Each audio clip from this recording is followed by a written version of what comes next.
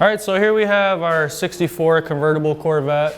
Right now we just got all the body work done and it's been in the booth, taped up, and we just applied our first coat, well, multiple coats of polyester primer on the car. It's made by Evercoat. It's a 4-to-1 mix. So this car has got wide flares on it and it has 0.6 scoops in the sides, and the same thing in the rear quarters. This is just a SEM guide coat we put over the car, so when it comes time to block, we have something that we can see, and if there's any imperfections or anything, it'll come out in that stage.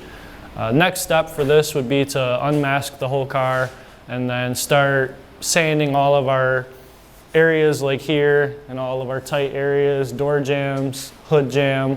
Get all the jams done, and then we start putting on all the parts. Usually we sand all the back sides of the doors, the deck lid, hood, etc., and then we put weather strips on them, so when we put them back on the car, it's like having a fresh set of weather strips on and get all the panels the same. So once all the panels are back on and level, we can continue to sand all of our areas around the car to make sure all the gaps and everything are flush fitting from panel to panel.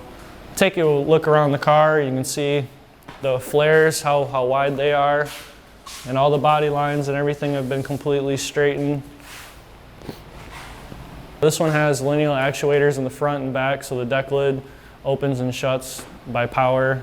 It doesn't have any door handles, so it has door poppers on the car. So this has a really clean, smooth look.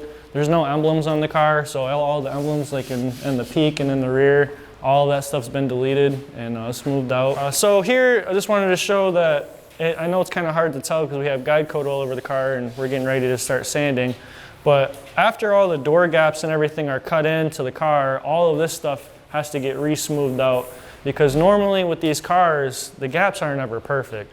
So we go in there and when we have the door on, we back tape everything, and then normally all of this will get epoxy put in there, and then we recut in the door jamb, so you have that perfect paint stick gap all the way around the car. We have a lot of hours into this car to get it smooth and to get everything nice and straight on it.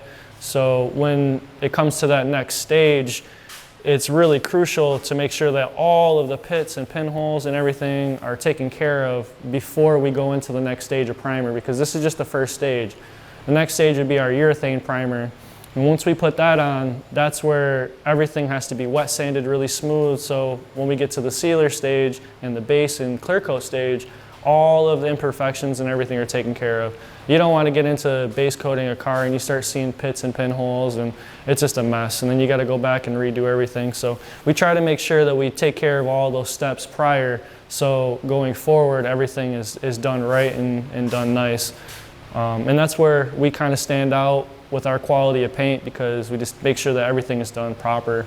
We're looking forward to finishing this one up and maybe getting it into one of these next car shows. Thanks for watching.